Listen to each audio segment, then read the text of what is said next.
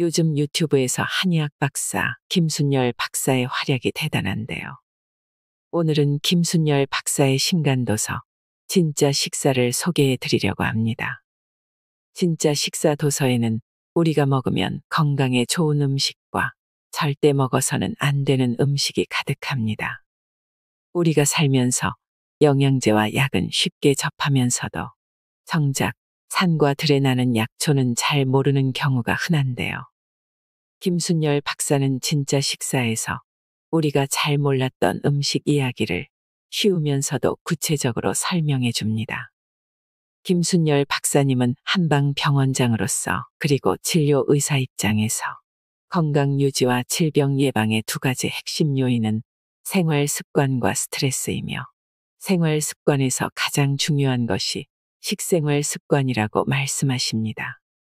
여러분은 몸에서 질병을 몰아내고 암세포를 파괴하고 다이어트에 좋은 최강의 음식을 얼마나 잘 알고 계신가요?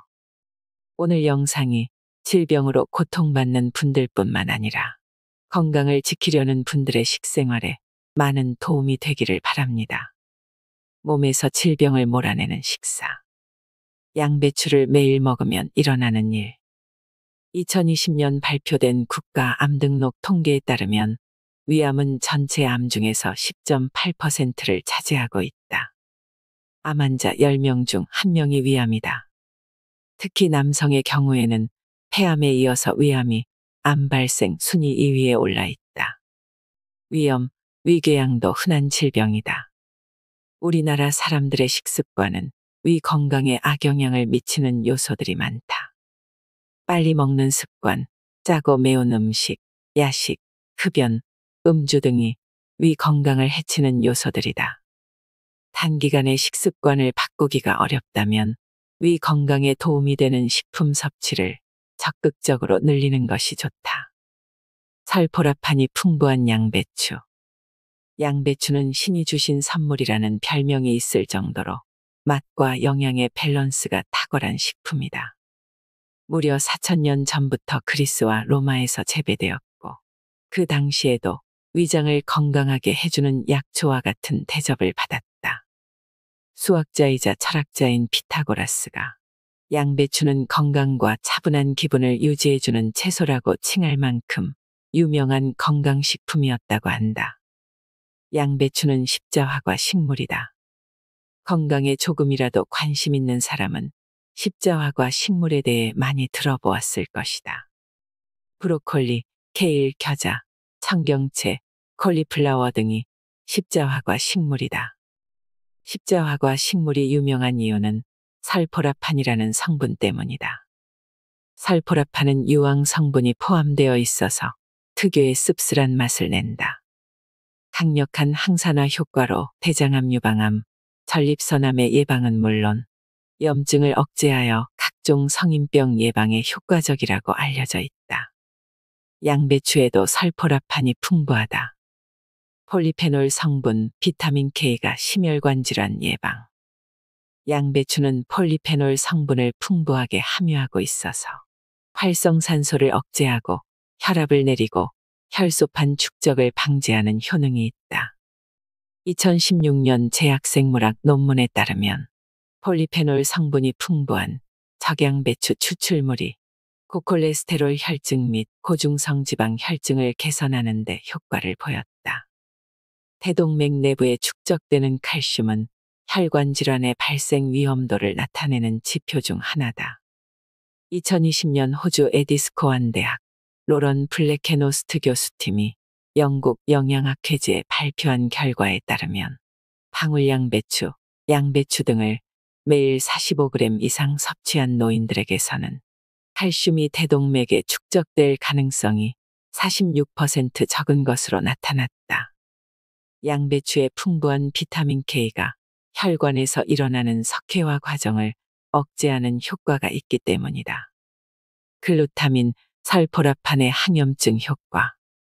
양배추가 함유하고 있는 글루타민 성분은 강력한 항염증 효과를 나타낸다. 체내 염증 반응이나 알레르기, 통증, 발열, 피부 질환 등을 감소시킨다. 또한 이소티오시아네이트 화합물인 설포라판 역시 항염증 작용이 탁월하다. 그래서 양배추 추출물을 크림 형태로 사용하거나 양배추 랩을 만들어 염증 부위에 양배추 찜질을 하면 효과가 뛰어나다. 특히 미국 타임지가 선정한 세계 10대 푸드 중 하나인 방울 양배추는 일반 양배추에 비해 비타민 A는 5배, 비타민 C는 1.5배 더 많다고 한다. 그리고 방울 양배추를 얼려서 보관하면 설포라판 성분이 더 증가하므로 방울 양배추를 한 번 찐 다음 갈아서 얼린 후에 복용하기를 권한다. 안토시아닌 등의 항암 효과. 십자화과 채소는 항암 성분인 파이토케미컬을 풍부하게 함유하고 있다. 그중 안토시아닌은 붉은 색소다. 주로 붉은색을 띠는 적양배추에 많이 들어있다. 이 페놀 화합물이 항암 작용 및 항산화 작용을 한다. 또한 양배추에 들어있는 글루코시놀레이트라는 독특한 생리활성 물질은 쓰고 매운맛을 낸다. 특히 소화기관과 폐에 발생하는 암을 억제하는 효능이 있는 것으로 알려져 있다. 양배추에는 카비놀이라는 성분도 풍부하다. 이것은 암세포의 분자를 변형시키는 능력이 있어서 암세포가 항암제에 더욱 취약해지게 만든다. 그래서 항암 치료를 할 때 양배추를 함께 먹으면 항암 효과가 증가한다. 또한 에스트로겐 수용체를 억제하는 작용이 있어서 유방암과 자궁경부암의 발생도 막아준다. 미국 미시간 주립대와 폴란드 국가식품연구원에 따르면 양배추를 일주일에 3회 이상 섭취한 여성들은 그렇지 않은 여성들에 비해 유방암 발생 위험이 낮아졌다. 식이섬유 비타민이 소화기능 개선. 양배추의 풍부한 식이섬유가 장운동을 도와서 소화기능을 향상한다. 또한 양배추에는 비타민이 많이 함유되어 있다. 비타민은 손상된 위장의 세포 조직을 재생하여 보호하는 기능을 한다. 그래서 위염, 위궤양으로 속쓰림이 있을 때 양배추를 권한다. 다이어트 효과. 양배추는 식이섬유가 풍부하여 장운동을 촉진하고 소화 기능과 배변 활동을 돕는다. 풍부한 섬유질이 포만감을 주어 식욕 조절에 도움을 주기 때문에 다이어트에도 효과가 있다. 도쿄대학 의대 연구팀이 7,000명의 비만 환자를 대상으로 양배추 추출물을 섭취하도록 한 연구 결과 체중 감량 성공률이 무려 93%에 달했다고 한다. 양배추의 부작용. 효능이 많은 양배추라도 약간의 부작용이 있다. 양배추에 비타민 K가 혈액 응고 효과가 있어서 와파린이나 아스피린 같은 혈전 용해제를 복용하는 사람은 주의해야 한다. 갑상샘 질환이 있는 사람은 양배추의 글루코시놀레이트 성분이 요오드의 흡수를 방해하여 갑상샘 호르몬 생성이 감소할 수 있다. 또한 양배추는 고포드맵 식품으로 장내가스를 유발할 수 있으므로 과민성 대장증후군이 있는 사람은 주의해야 한다. 매일 달걀 3개를 먹으면 어떤 일이 벌어질까? 나이가 들수록 근육량이 감소하기 때문에 단백질이 더 많이 필요하다. 근육은 팔다리에만 붙어 있는 것이 아니라 우리 몸 구석구석에 근육이 있다. 위장, 소장, 대장도 평활근이라고 하는 근육이다. 혈관도 근육이다. 혈관이 수축하고 팽창해야 피가 돌기 때문이다. 또한 우리 몸의 기초 단위인 세포도 내부의 세포 모양을 유지하기 위한 근육 비슷한 것들이 있다. 근육을 만드는 주원료는 단백질이다. 근육뿐만 아니라 성장 호르몬 같은 호르몬도 단백질로 만들어진다. 그래서 단백질이 중요하다.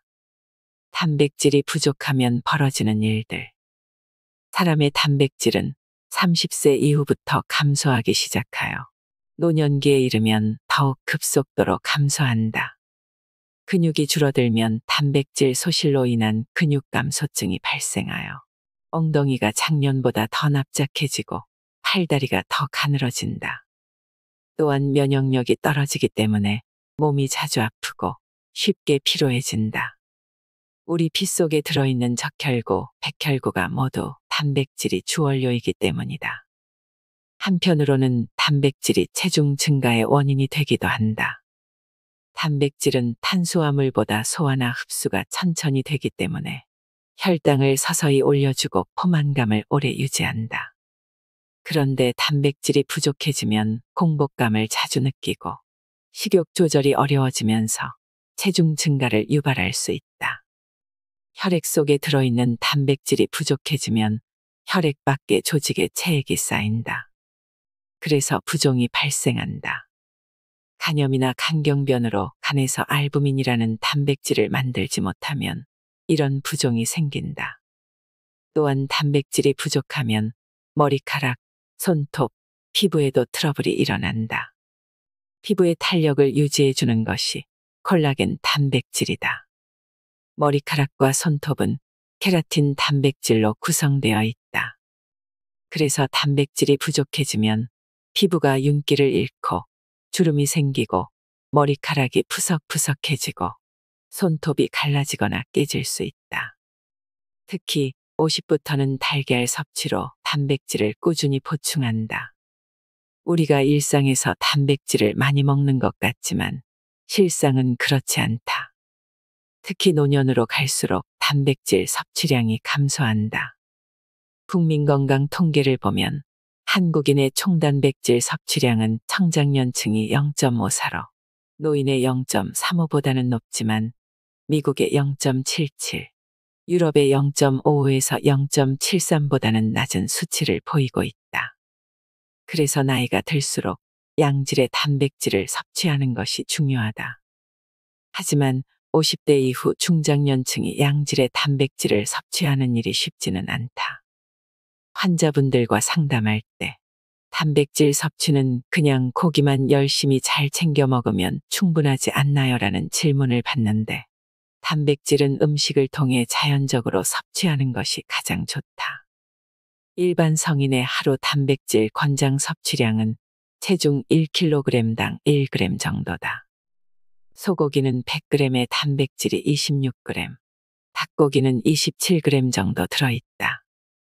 그래서 일반 성인이 하루 단백질 섭취량을 맞추려면 쇠고기나 닭고기를 250g 정도 먹어야 한다.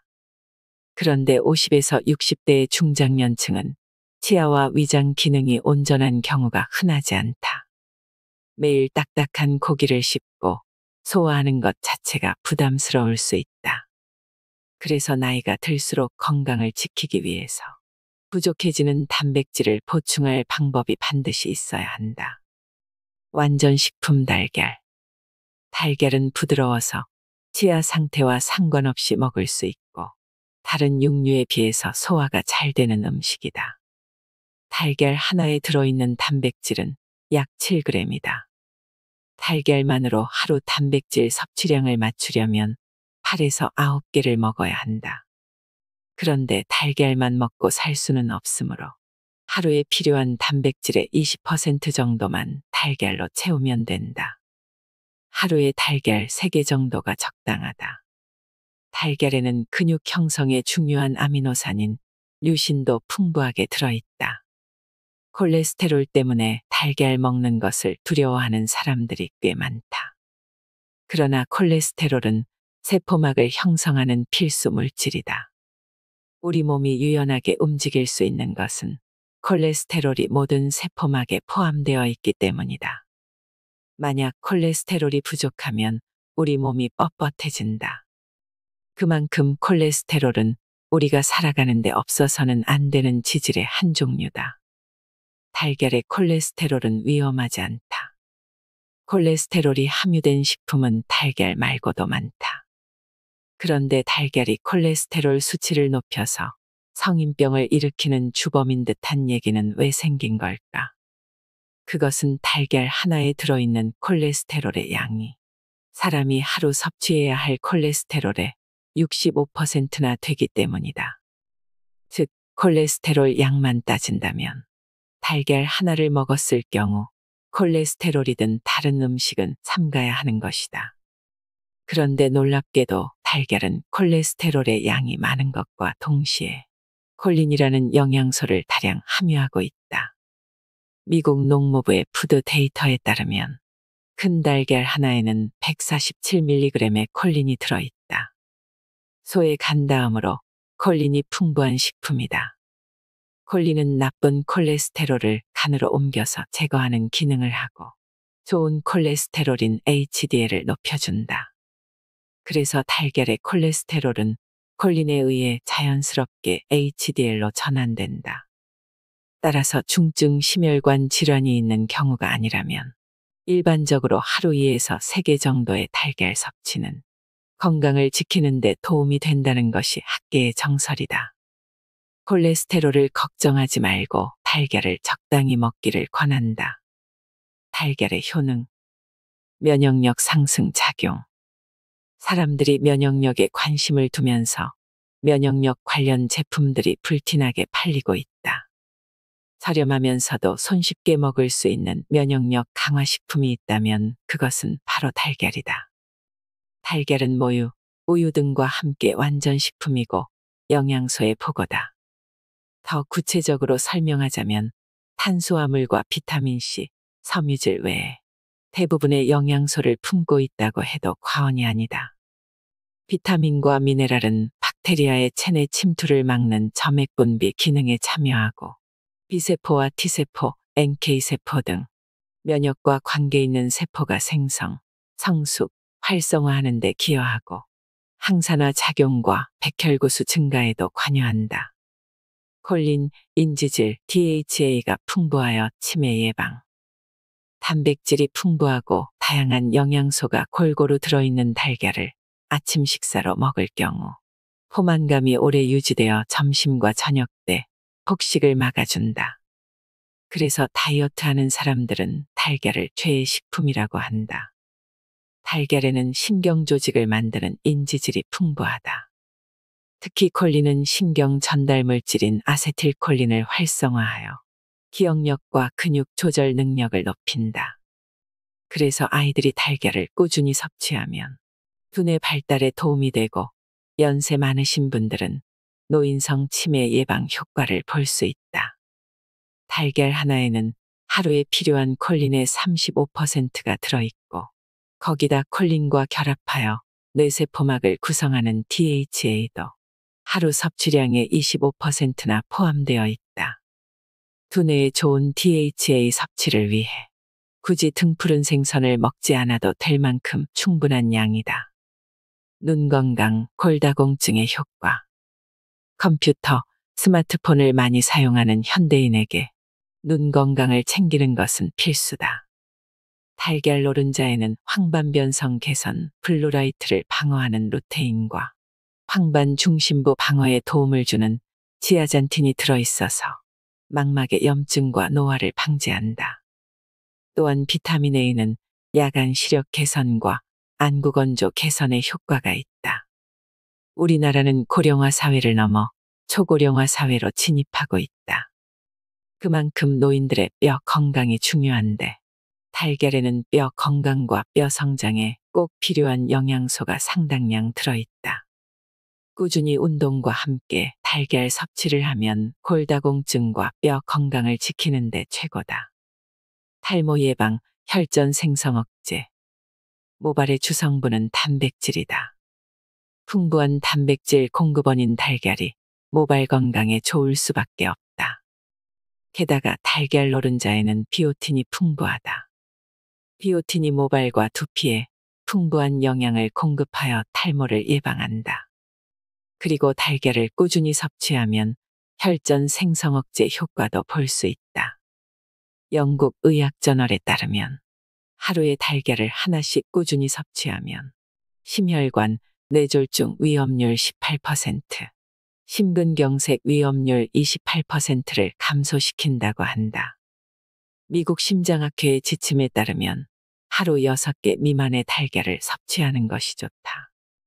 기저질환이 있더라도 하루 2개 정도 섭취는 문제가 되지 않는다. 삶은 달걀이 영양적으로 가장 우수하다. 값이 저렴하고 영양가도 만점인 달걀을 어떻게 조리해서 먹는 것이 좋을까?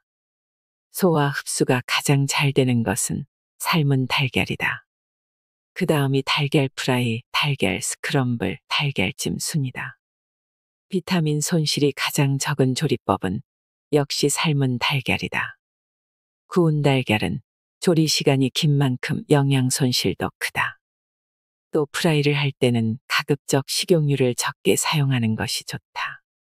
상추를 매일 먹으면 무슨 일이 생길까? 인간관계, 애정, 금전 문제 등으로 소갈이하면 잠이 오지 않는다. 이것은 자율신경의 이상 때문이다. 스트레스를 심하게 받으면 자율신경 중에 교감신경이 과흥분하고 뇌신경이 과열된다. 심장이 두근거리기도 하고 몸에 물이 말라서 입마름증, 안구건조증도 오고 깊은 잠을 못 잔다. 상추는 한국인의 소울푸드. 뇌의 힘을 뇌력이라고 한다. 어린아이들은 뇌의 힘이 강력하다. 그래서 머리를 베개에 붙이기만 하면 잠이 든다. 그런데 나이 들면 근육의 힘만 빠지는 것이 아니라 뇌의 힘도 약해져서 불면증으로 고생한다. 각성 상태에서 수면 상태로 뇌의 상태가 전환되는데 많은 에너지가 필요하기 때문이다. 젊은 사람들의 불면증은 대개 스트레스와 관계가 깊다.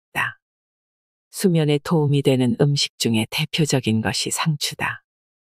고려시대에는 천금을 주어야 얻을 수 있는 채소라 해서 상추를 천금채라고 불렀다. 조선시대에는 상추가 대중화되면서 신분의 귀천을 가리지 않고 모두 상추쌈을 즐겼다. 요즘도 집 앞마당이나 베란다에 상추를 심어 먹는 사람들이 많다. 상추는 한국인의 소울푸드 중 하나인 것 같다. 상추의 건강상 이점. 피로 개선 효과. 상추에는 비타민 B군이 풍부하게 들어있어서 피로 회복에 도움이 된다. 상추가 포함된 샐러드에 레몬을 듬뿍 첨가해도 좋고 맥주 요모와 함께 복용하면 상추에 포함된 무기질과 비타민 B군, 그리고 철분, 엽산, 칼슘, 필수 아미노산의 협동작용으로 혈액을 맑게 정화하고 피로를 풀어준다. 임산부의 빈혈 예방, 모유의 양을 늘린다. 상추는 골다공증에 좋고 엽산이 풍부하게 들어있어서 임산부에게 권하는 채소다. 임산부는 일반 여성에 비해서 세포 분열이 활발하여 엽산이 많이 필요하다. 또한 상추에는 필수 아미노산, 칼슘, 철분 함유량이 많아서 빈혈 예방은 물론 모유의 양을 늘리는 데도 도움이 된다. 대장염 완화. 상추는 대장의 염증을 낮추는 데도 큰 도움이 된다. 엽산이 대장의 염증을 완화하는 역할을 하기 때문이다. 상추 속에 풍부한 비타민 K, 루테인, 엽산이 함께 작용해서 대장의 염증뿐만 아니라 대장암을 예방하는 효과까지 발휘한다. 같은 엽채소인 배추나 양배추보다 상추 속에 훨씬 많은 엽산이 들어있으므로 임산부나 대장이 약한 사람은 상추를 많이 먹을 것을 권한다. 불면증 완화. 상추의 잎줄기에서 락투카리움이라는 성분이 나오는데 이 성분은 신경 안정 작용을 하여 스트레스와 통증, 불면증을 완화하는 데 도움을 준다. 상추를 많이 먹으면 졸음이 몰려오는데 그 이유가 락투카리움이라는 성분 때문이다. 락투카리움에는 진정 효과 및 최면, 진해 효과가 있어서 졸음을 불러오는 것이다. 그래서 상추를 많이 먹으면 불면증에 도움이 된다. 상추는 쌈으로 먹거나 잠자기 전에 상추를 뜨거운 물에 살짝 우려낸 물을 마셔도 좋다. 눈 신경 보호. 상추에는 루테인 성분과 비타민 A가 풍부하다. 그래서 눈의 신경을 보호해줄 뿐만 아니라 황반변성을 예방하고 눈의 피로를 풀어주는 효능이 있다. 당뇨병 혹은 노안이 와서 눈이 침침해진 사람들은 상추를 먹으면 좋고 비슷한 효능이 있는 달걀 노른자와 함께 먹으면 효과가 더욱 좋다. 다이어트, 미용 효과. 상추는 다이어트, 미용에도 아주 좋다. 여성들이 다이어트를 시작하면 대부분 변비가 생기는데 이때도 상추가 큰 효과를 발휘한다. 상추에는 섬유질이 풍부할 뿐만 아니라 상추의 성분 95% 정도가 수분으로 되어 있어서 변이 딱딱하게 굳어지는 것을 막아주고 변의 양도 늘려준다. 그래서 변비 해소 효과는 물론 장내 환경 개선에도 큰 도움이 된다. 식이섬유가 유산균을 길러주는 역할도 한다.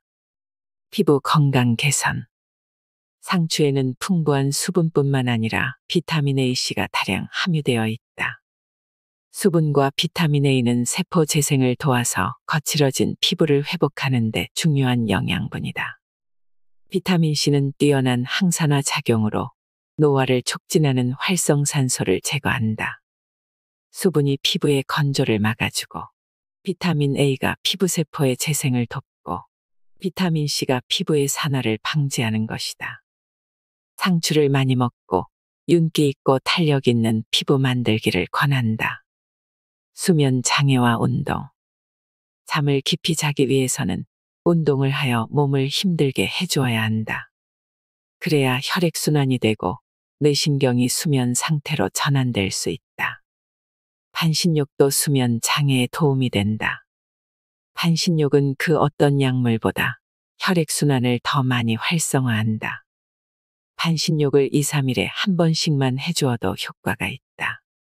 잠자기 전에 폼롤러를 이용해 체조하는 것도 추천한다.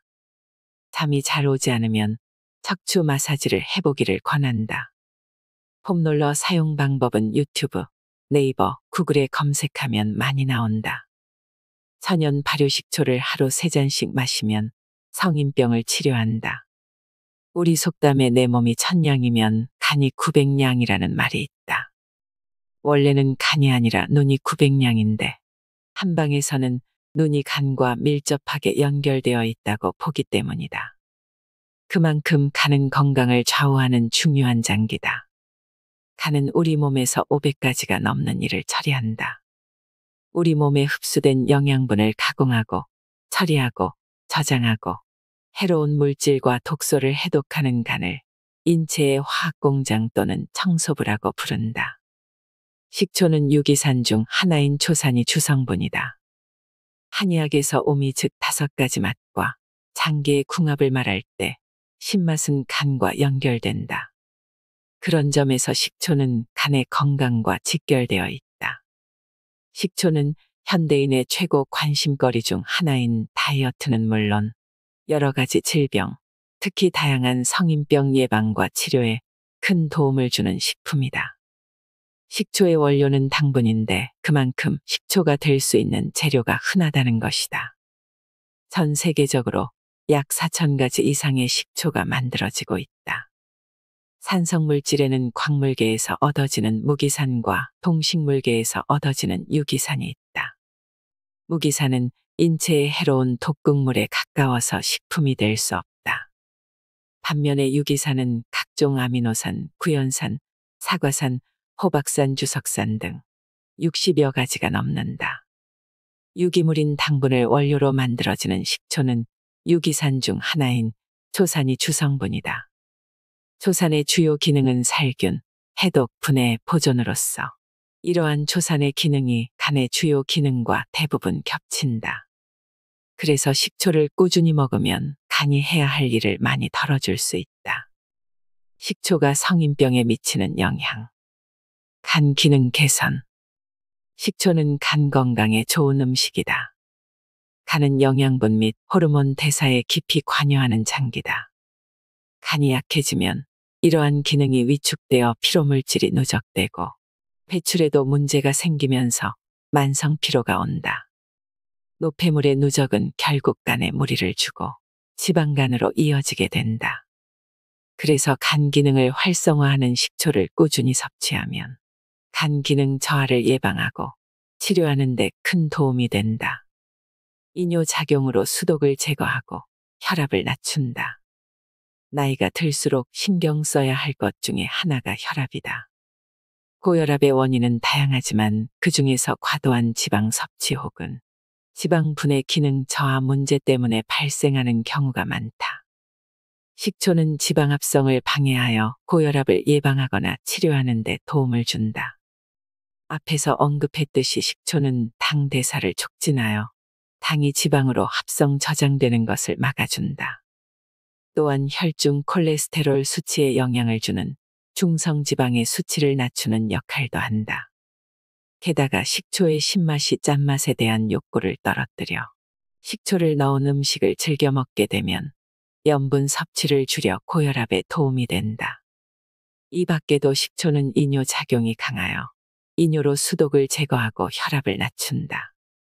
당 대사를 촉진해서 혈당을 내린다. 먹을 것이 풍부한 현대인은 당뇨를 늘 신경 써야 한다. 식초는 당뇨로부터 우리 몸을 지킬 수 있도록 도와준다. 당뇨로부터 자유로워지려면 우리 몸에 들어온 탄수화물과 지방의 에너지 대사가 균형이 맞아야 한다.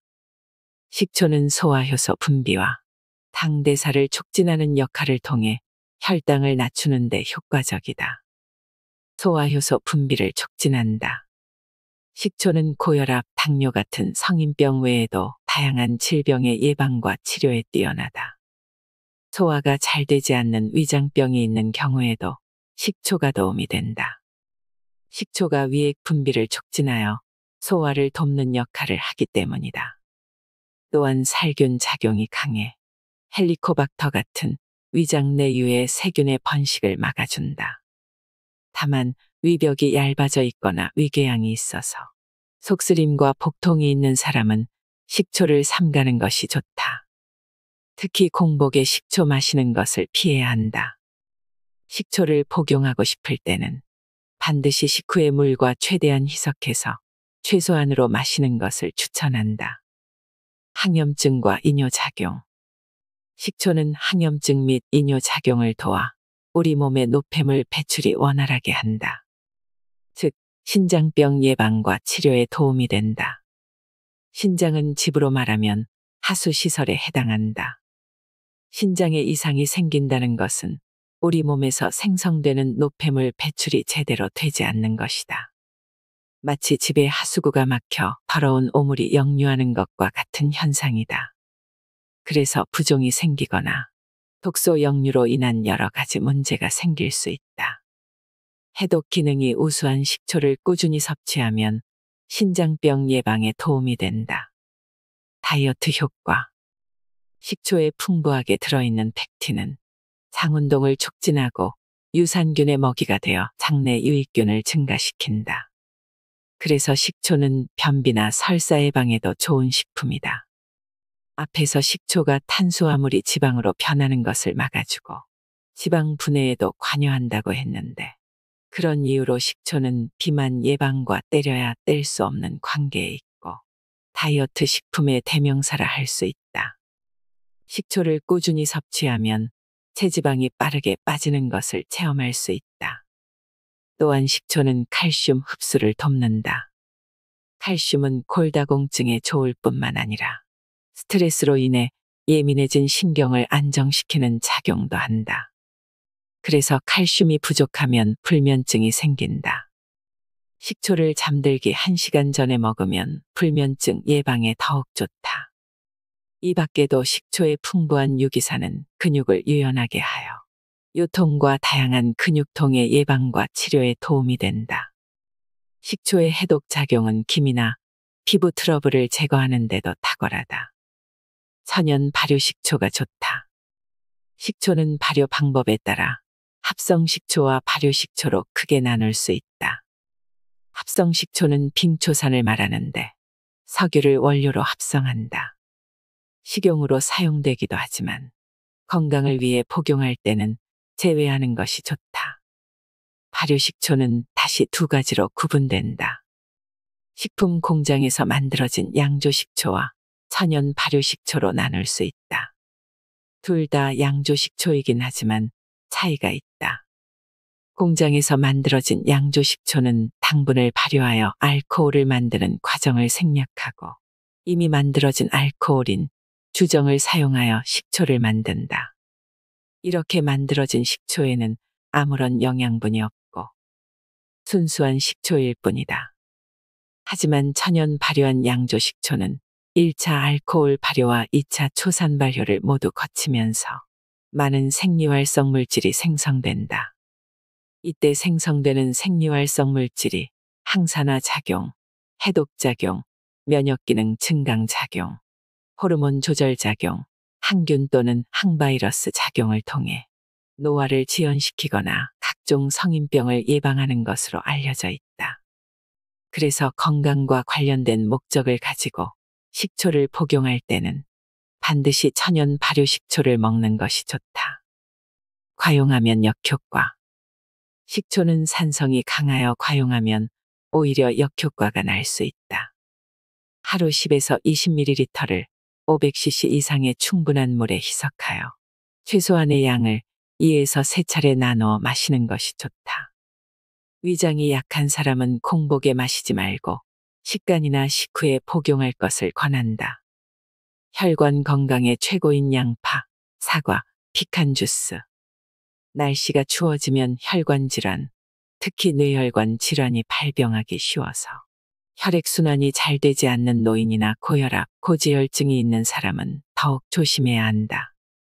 혈관은 우리 몸에서 중요하다. 기본적으로 혈관은 체내의 장기들의 혈액을 운반하여 영양분을 공급하고 노폐물을 수거한다. 만약 혈관이 건강하지 않으면 체내의 모든 장기가 혈액을 통해 영양분을 공급받지 못하므로 제대로 기능하기가 어렵다. 혈관이 좁아지거나 염증이 생기고 이에 따라 혈류가 감소하거나 완전히 차단되는 등의 이상 증세를 혈관 질환이라고 한다. 혈관 질환이 생기면 무서운 점. 혈관 질환이 무서운 이유는 어느 한 곳만 아픈 것이 아니기 때문이다. 혈관은 체내의 모든 장기에 혈액과 영양분을 공급하기 위해 우리 몸 구석구석까지 퍼져 있다. 그래서 한 부위의 혈관에 병이 생기면 몸 안의 다른 혈관들도 병이 들게 된다. 혈관과 직결된 병은 중풍, 협심증, 심근경색, 혈관성 치매 등이다. 예를 들어 협심증으로 치료받은 환자가 나중에 중풍이 생기거나 또는 중풍에 걸리고 심장마비로 사망하게 된다. 우리나라 3대 사망 원인 중 하나이면서 심내혈관 질환에 속하는 뇌졸중과 심장질환은 특히 중년이 되면 발병률이 높아진다. 최근에는 고혈압, 비만, 당뇨병과 같은 만성질환이 발생하는 연령이 점차 낮아지면서 청년들까지도 뇌졸중과 심장질환의 위험이 증가하고 있다. 그래서 남녀노소 할 것 없이 혈관 건강을 챙겨야 한다. 혈관 건강에 좋은 음식. 양파는 혈관 청소부. 양파는 혈관 청소부라고 불릴 정도로 혈액 건강에 좋은 성분이 포함되어 있다. 양파에 함유된 퀘르세틴은 혈관벽의 손상을 막을 뿐만 아니라 나쁜 콜레스테롤인 LDL의 농도와 혈압을 낮춘다. 퀘르세틴은 양파 껍질에 많이 들어있다. 또한 양파의 매운맛을 내는 유아알일은 혈관을 확장하는 데 도움을 준다. 양파를 까다 보면 눈물이 절로 나게 되는데 이렇게 양파의 매운맛을 내는 성분이 유아알일 성분이다. 유아알일은 양파에만 있는 것이 아니라 마늘에도 들어있다. 유아알일은 특히 혈액순환을 도와서 심혈관 질환에 큰 도움이 된다. 유아알일은 휘발성이 강하여 열을 가하면 대부분 사라진다. 그래서 양파와 마늘을 익히면 매운맛이 사라지는 것이다. 양파는 콜레스테롤 수치를 떨어뜨리는 효과가 크고 혈관을 확장하기 때문에 고혈압에도 좋다. 혈관을 확장하고 콜레스테롤 수치를 낮추면 혈액이 맑아지고 혈관이 튼튼해진다. 양파는 생양파를 먹는 것이 가장 좋지만 영양 성분이 열에 강하기 때문에 끓이거나 튀겨도 영양분의 손실이 크지 않다. 퀘르세틴은 열에 강하고 유아알일은 열에 약한 특성이 있다. 동맥 경화를 예방하는 사과. 사과는 아침에 먹으면 금사과, 저녁에 먹으면 독사과라고 한다. 하지만 이것은 사실이 아니다. 사과는 저녁에 먹어도 몸에 좋고 저녁에 먹은 사과는 장을 청소하는 역할을 하여 아침에 쾌변을 보게 해준다. 그래서 필자는 저녁에 먹는 사과를 장을 청소하는 똥사과라고 부른다. 장이 좀 약한 사람의 경우에는 저녁에 사과를 먹고 아침에 변을 보면 변이 묽어지거나 변의 사과가 그대로 나온다고 하소연하는데 이것도 꼭 나쁜 것은 아니다. 사과에는 다량의 식이섬유가 함유되어 있어서 소화 흡수가 되지 않는다. 장이 튼튼한 사람은 대변에 섞여서 덩어리로 나오기 때문에 문제가 없다. 그러나 장이 약한 사람은 대부분 변이 풀어져서 나오기 때문에 사과가 소화되지 않은 상태 그대로 변으로 나온 것을 보게 되는 것이다. 이렇게 소화되지 않는 사과 알갱이가 장을 청소한다. 사과에 들어있는 식이섬유를 펙틴이라고 한다. 펙틴은 혈관에 쌓인 악성 콜레스테롤의 배설을 촉진하고 칼륨이 풍부해서 급격한 혈압 상승을 막는다. 혈관이 딱딱해지고 좁아지는 동맥경화 예방에도 도움이 된다. 또한 사과에 들어있는 클로로겐산 성분이 콜레스테롤을 줄여준다. 사과는 다이어트에도 좋은 음식이다. 브라질 리우데자네이루 주립대학 연구팀에 따르면 과체중의 여성을 대상으로 매일 사과 300g을 섭취시켰더니 과일 대신 다른 음식을 먹은 사람들보다 체중 감소가 더 많았다고 한다. 영국 킹스 대학과 사우스햄튼 대학교의 연구에 따르면 일주일에 적어도 2개 정도의 사과를 먹은 사람은 그렇지 않은 사람보다 천식 발생 위험이 약 22에서 23% 낮아졌다. 사과에는 호흡기 질환을 감소시키고 폐 기능을 강화하는 효능이 있다. 견과류의 여왕 피칸. 피칸 파이를 만들 때 재료가 되는 피칸은 호두와 비슷하게 생겼다.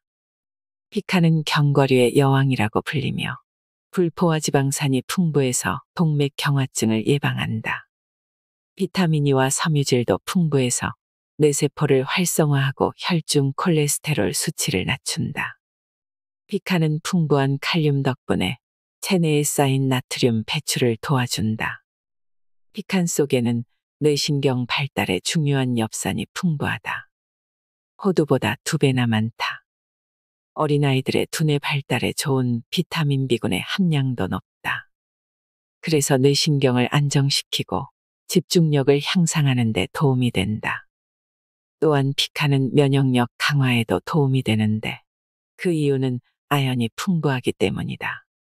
그래서 피로 개선과 인체 전반의 대사작용을 개선하는 효능이 있다. 양파, 사과, 피칸 주스 만드는 법. 양파 100g, 사과 50g, 피칸 25g, 그리고 물 250ml를 준비한다. 양파와 사과를 깨끗하게 씻어서 잘게 자른다. 사과는 껍질째 준비해도 무방하다. 피칸도 흐르는 물에 깨끗하게 씻는다. 이 재료들을 모두 믹서에 넣어 잘게 갈아준다. 그러면 양파, 사과, 피칸 주스 완성이다. 이 주스를 하루에 한 컵씩 7일 동안 마셔보면 몸이 변하는 것을 느낄 수 있다. 단, 너무 늦은 밤이나 아침 공복에 마시는 것은 피하자. 속이 쓰리거나 소화장애가 생길 수도 있기 때문이다. 일주일 복용하고 몸에 무리가 없으면 계속 마시면 된다. 양파 때문에 약간 불편하면 2에서 3일 쉬었다 마셔도 상관없다. 양파의 매운맛, 사과의 달달한 맛, 피칸의 고소한 맛이 입맛에 딱 들어맞을 것이다. 김순열 박사의 저서 진짜 식사를 읽은 뒤의 느낌을 한마디로 정리하면 각 가정에 한 권씩 두고 읽어야 하는 한글 동의보감이 업그레이드된 필수 건강서적이라는 생각이 들었습니다. 이 책에는 우리가 매일 먹는 음식에 관한 이야기가 담겨 있습니다. 평소 유튜브 김순열 TV를 즐겨보셨던 분들이라면 참 반가운 책이 아닐까 합니다. 사람에게는 먹는 것이 가장 중요합니다. 음식이 부족해서 병이 나는 경우는 거의 없습니다. 오히려 먹지 말아야 할 음식들을 과식하다 보니 여러 가지 병에 시달립니다. 음식은 조금씩 천천히 나누어서 먹고 자연 그대로 먹는 것이 가장 좋습니다. 매일매일 먹는 음식이 우리 몸의 일부가 된다는 사실을 꼭 기억하세요. 이상으로 인생의 품격이었습니다. 하루하루 당신의 품격이 더 빛나길 바랍니다.